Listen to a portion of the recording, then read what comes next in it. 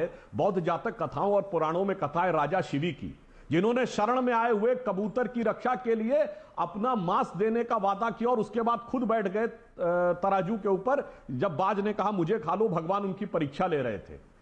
परंतु आचार्य जी, हमारे यहां संस्कृति में भी बताया गया है कि कौन शरणार्थी कौन घुसपैठिया।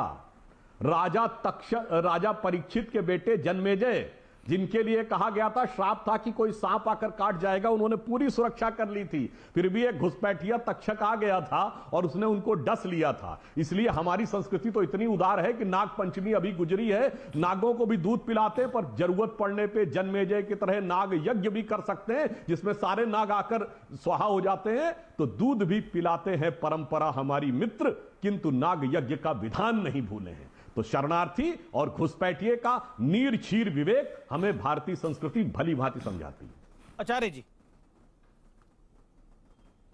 देखिए सुधांशु जी, पहली बात तो आपने सर्पराज तक्षक का जिक्र किया। राजा परीक्षित को जब डसा था तो वो घुसपैठिया नहीं था, लेकिन वो उनको शाप दिया गया था एक ऋषि के द्वारा, उसका एक प्रसंग आपने सुनाया। वो घुसपैठिया नहीं था, वो सर्पराज तक्षक था, उन्होंने राजा परीक्षित को डसा था। ये श्रीमद् भागवत में पूरा उल्लेख है। लेकिन अब विषय ये आता है, आप सुधांशु जी मुझे एक बात बताएं कि आप ये कहना चाहते हैं कि डॉक्टर शफीकुर रहमान बर्क, नोमानी और मुनव्वर राना ये मुसलमानों की क़यादत करते हैं, ये आपका भाव ये है। मैं आपसे एक बात पूछना चाहता हूं, इस देश की आज़ादी में हिंदुस्तान के मुसलमान ने मौलाना आज़ाद को अपना लीडर नहीं माना, महात्मा गांधी को माना, और महात्मा गांधी हिंदू थे।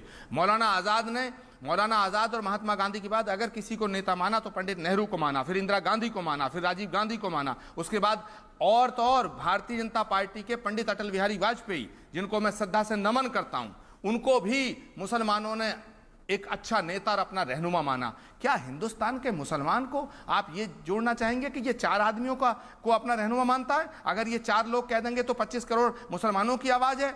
मैं आज दावे के साथ कहता हूं अमीश देवगन, मैं एक हिंदू धर्मगुरु हूं, लेकिन मैं कहना चाहता हूं हिंदुस्तान का मुसलमान तालिबान के साथ नहीं है। अगर हिंदुस्तान का मुसलमान जिया है, मरा है, तो इस हिंदुस्तान की मिट्टी के लिए जिएगा और हिंदुस्तान की मिट्टी के लिए मरेगा। लेकिन सवाल इस बात का है, सुधांशु त्रिवेदी जी, आपकी पूरी पार्टी, हिंदुस्तान के मुसलमान को तो आचार्य जी सवाल ही नहीं है ना। आप तो कह रहे हैं कि अफगानिस्तान, पाकिस्तान, बांग्लादेश से भी मुसलमान लाके यहां बिठा दो। पॉइंट तो ये है ना, हिंदुस्तान की मुसलमान को तो सवाल ही नहीं है। कल तक यहां पर एक लॉबी काम करती थी जो कहती थी कि भारत में मुसलमान सबसे ज्यादा असुरक्षित है। नसरुद्दीन शाह कहते थे, आमिर खान कहते थे कि मुझे तो बड़ा डर लग रहा है जी, हिंदुस्तान के अंदर थर थर कांप रहे हैं हम। लेकिन अब भारत सबसे अच्छा देश हो गया मुसलमानों के अंदर। पूरे मुस्लिम कंट्री के अंदर 52 अगर 54 मुस्लिम कंट्रीज है तो उसमें सबसे ज्यादा सुरक्षित देश भारत हो गया है। पॉइंट ये है, आप भारत के मुसलमान की तो बात ही नहीं है। आप कह रहे हैं कि बाकी सब मुसलमानों को भी यहीं लाके बसा दीजिए, क्या करिएगा फिर? क्यों नहीं लेता सऊदी अरब? बहुत गंभीर बात सऊदी अरब क्यों नहीं लेता? मेरा सवाल ये है, सऊदी अरब क्यों नहीं लेता? ओमान क्यों नहीं लेता? क्यों नहीं लेता सीरिया? ये सब मुल्क ले, आगे आए अफगानिस्तान को बचाने के लिए। अफगानिस्तान में कौन मर रहा है? मुसलमान। कौन मार रहा है? मुसलमान। ठीक है, मैं जवाब दूं अमीश देवगन। तुमने बहुत अच्छी बात की कि अफगानिस्तान में कौन मार रहा है? मुसलमान। मर कौन रहा? मुसलमान। जो मुसलमान मार रहा है वो हम उसके साथ नहीं है, लेकिन जो मुसलमान मर रहा है वो इंसान तो है। क्या मुसलमान को इंसान नहीं मानोगे? फिर ह्यूमन राइट कमीशन क्यों बना रखा है? इस ह्यूमन राइट कमीशन में आग लगा दीजिएगा। फिर मानव अधिकार आयोग क्यों बना रखा है? तो फिर हम मानव संस्कृति की बात क्यों करते हैं? हमारे धर्म में लिखा है सर्वे भवन्तु सुखिनः सर्वे सन्तु निरामया सर्वे भद्राणि पश्यन्तु मा कश्चित् दुःख भाग् भवेत्। हमने तमाम प्राणी मात्र की प्रार्थना की है, प्राणी मात्र के कल्याण की प्रार्थना करते हैं। हमारा भारत सारे जीवन को सुरक्षित रखना चाहता है। उसमें यह नहीं लिखा कि हम मुसलमान के जीवन की रक्षा नहीं करेंगे, हिंदू धर्म नहीं करेंगे, सिख नहीं करेंगे। अगर हिंदू सिख बौद्ध हिंदुस्तान में नहीं आएंगे तो उनको लेगा कौन? पॉइंट तो मेरा यह है कि बाकी मुल्क तो है, वो ले सकते हैं, उनके पास शक्तियां भी हैं। हिंदुओं और सिखों को कौन लेगा? बताइए ना मुझे, कौन लेगा पूरी दुनिया के अंदर? भारत के अलावा कोई दूसरा मुल्क है तो बता दीजिए आप आचार्य जी, कोई है मुल्क? आप मेरी बात को मैं गलत नहीं ले रहा, मैं सही परिप्रेक्ष्य में बात को रख रहा हूं। सुधांशु को जवाब देना चाहते हैं और अतीक भाई भी कुछ ऐड करना चाहते हैं। अतीक और रहमान जी काफी देर से वेट कर रहे हैं। सुधांशु जी से मेरा एक सवाल और है, फिर इकट्ठा जवाब दे देंगे। 5 सेकंड। मैं कहना चाहता हूं हमारा देश महान क्यों है? भारत महान क्यों है? भारत महान इसलिए है कि भारत अपने सुख के लिए प्रार्थना नहीं करता, प्राणी मात्र के सुख की, प्राणी मात्र की रक्षा की प्रार्थना करता है। तो हमारे शास्त्रों में कहीं ये नहीं लिखा कि अगर हमसे कोई शरण मांगे और वो उसका धर्म दूसरा उसे शरण न दी जाए। ये मैं कहना चाहता हूं। देन अतीकुर रहमान काफी देर से वो भी इंतजार कर रहे हैं। ओके सुधांशु जी। हाँ, मैं संक्षेप में उत्तर दे देता हूं। आचार्य जी की बात का स्टेप बाय स्टेप, जो उन्होंने तक्षक की बात कही थी, श्रीमद् भागवत में है, महाभारत में भी है। राजा परीक्षित को श्राप मिला था, इसलिए उन्होंने खंभे के ऊपर महल बना दिया था, कोई सर्प न जा पाए। मगर जानते तक्षक कैसे पहुंचा था? फल के बीच में घुस कर गया था, छोटा सा कीड़ा बनकर, अंदर जाके उसने विराट रूप धारण कर लिया था, इसलिए वो घुसपैठिया था मान्यवर। अब दूसरी बात पे आता हूं। आवश्यकता पड़ने पे हमने शरण दी है। जब जहीर शाह का तख्ता पलट हुआ था, अफगानिस्तान के शाह थे, सबसे पहले भाग के भारत आए थे, बाद में स्विट्जरलैंड में जाकर और पेरिस में जाकर सेटल हुए, तब भारत ने उनको रास्ता दिया था। कोई भी व्यक्ति यदि दुखियारा है, कोई परिस्थिति उनके साथ अत्याचार हुआ है, चाहे दलाई लामा थे या जहीर शाह थे, हमने बिल्कुल दिया।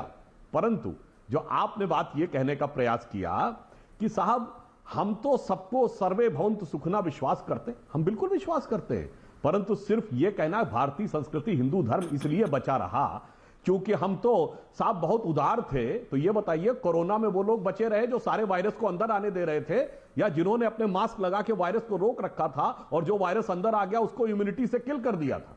इसलिए यह भी याद रखिए, एक बहुत बड़े हजरत वलीउल्लाह हुए हैं जो जिन्होंने अफगानिस्तान और पाकिस्तान के बारे में भी लिखा है, बहुत बड़े सूफी शेर हुए हैं, अतीकुर रहमान जी को पता होगा। उन्होंने लिखा है इस्लाम के विस्तार को और भारत में उसकी भूमिका पर।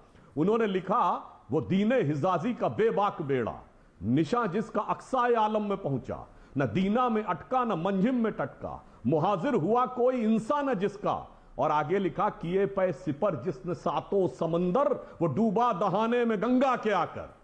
साहब वो हमारी शक्ति की वजह से था, हमारे अंदर की इम्यूनिटी की वजह से था। ऐसा नहीं था कि ये जो पढ़ाने का प्रयास किया जाता है मैकाले और मार्क्स के प्रभाव वाले इतिहास में, इसलिए हम कह रहे हैं बिल्कुल साहब, हम अगर शक्तिशाली हैं तो शरण दे पाएंगे। ये जग नहीं सुनता निर्बल जनों का शांति प्रवचन, शीश है उसको झुकाता जो कर सके रिपुमान मर्दन। आगे क्या कहा गया है? इस प्रकृति में सब नहीं है श्रेष्ठ मानव, व्यक्ति भी है राष्ट्र भी है जो प्रकृति के घोर दानव। तो हमें यह देखना पड़ेगा ना, सद्गुण है, बहुत अच्छी बात है। वीर सावरकर ने कहा, अगर आप गलत समय पे सद्गुण दिखाएं तो सद्गुण विकृति हो जाती है। इसलिए आप धर्माचार्य हैं तो धर्म की गति इतनी स्थूल नहीं होती है कि दो वाक्यों में बता सके। सूक्ष्म गति से देखिए, वहां समझ में आएगा कि यह गलत है और यह सही है। ठीक है, अतीकुर रहमान का मैं रुख करता हूं, फिर आचार्य जी आपका भी जवाब ले लूंगा।